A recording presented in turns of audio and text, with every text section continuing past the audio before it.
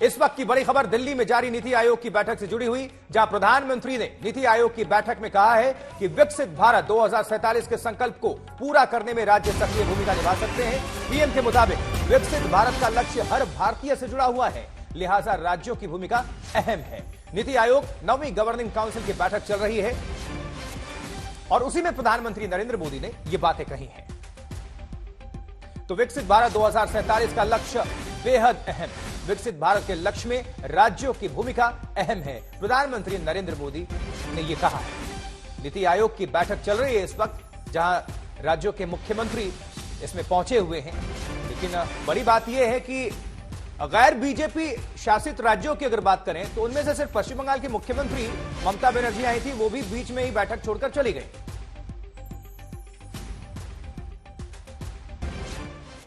तो राष्ट्रपति भवन के सांस्कृतिक केंद्र में चल रही नीति आयोग से जो बैठक है, इससे जुड़ी हुई दो बड़ी खबरें। अब देखिए, ये खबरें दो बड़े चेहरों से जुड़ी हैं। इनमें से एक नीतीश कुमार है, जो एनडीए शासित राज्यों में से इकलौते ऐसे मुख्यमंत्री हैं जो बैठक में खुद नहीं आए हैं। हां, बिहार की तरफ से उप मुख्यमंत्री सम्राट चौधरी और विजय कुमार सिन्हा नीति आयोग की बैठक में आए हैं, लेकिन वो बीजेपी के कोटे से हैं। अब दूसरा बड़ा चेहरा इंडिया गठबंधन की तरफ से शामिल एकमात्र नेता ममता बनर्जी, पश्चिम बंगाल की मुख्यमंत्री, जो कि नीति आयोग की बैठक में शामिल हुई, लेकिन ममता बनर्जी बैठक में तो आई, वहीं नाराज होकर बताया जा रहा है कि बाहर निकल गई बैठक के बीच में से। ममता बनर्जी ने कहा कि उन्हें बोलने के लिए बेहद कम वक्त मिला है। अब नीतीश कुमार, देखिए दो तस्वीरें आपको दिखा रहे हैं, लेकिन ब्रेकिंग न्यूज ये है कि नीतीश कुमार भी नहीं पहुंचे। अब अभी तक कारण नहीं आया है सामने।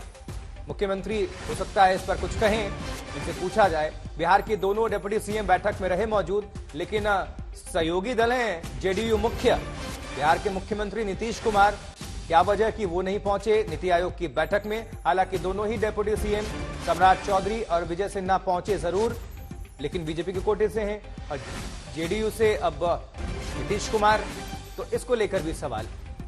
दूसरी बात, पहले हेमंत सोरेन झारखंड के मुख्यमंत्री पहुंचने वाले थे, लेकिन वो भी बैठक में नहीं आए। पश्चिम बंगाल की मुख्यमंत्री ममता बनर्जी शामिल होती हैं, लेकिन बीच बैठक से वो बाहर निकल आती हैं। लंच के बाद उनकी बारी आने वाली थी बोलने की, उस पर आरोप भी लगाया कि सभी मुख्यमंत्रियों को 20 मिनट दिया गया, बोलने दिया जा रहा है, चंद्रबाबू नायडू को भी, लेकिन हमें 5 मिनट का वक्त दिया गया। अब केसी त्यागी क्या कह रहे हैं, अब आपको सुनवाते हैं।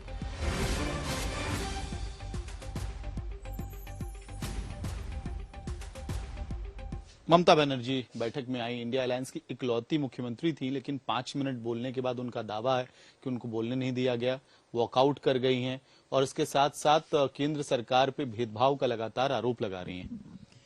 देखिए, इस बार के जो लोकसभा चुनाव के नतीजे आए हैं वो कांग्रेस को थोड़ी सी राहत पहुंचाने वाले हैं, लेकिन कांग्रेस पार्टी ने अपने आप को ज्यादा राहत महसूस कर ली है और किसी भी सवाल पर वो सरकार के साथ कोऑपरेट करने को तैयार नहीं है।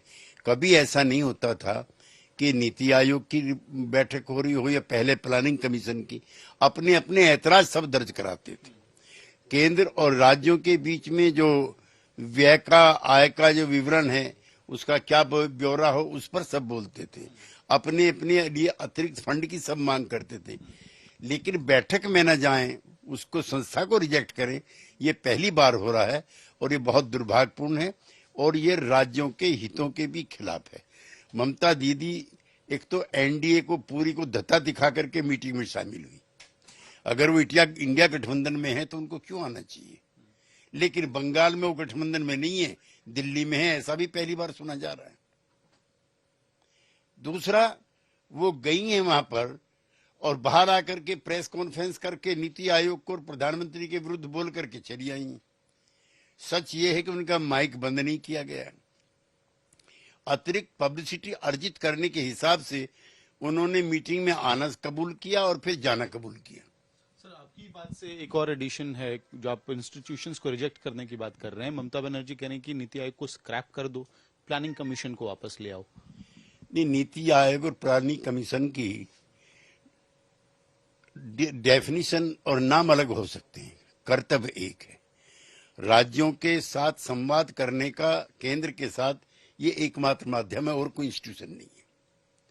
और इसमें सभी राज्य अपने अपने राज्यों की आर्थिक स्थिति का वर्णन करके अतिरिक्त व्यय की, अतिरिक्त आय की, अतिरिक्त सहायता की मांग करते हैं।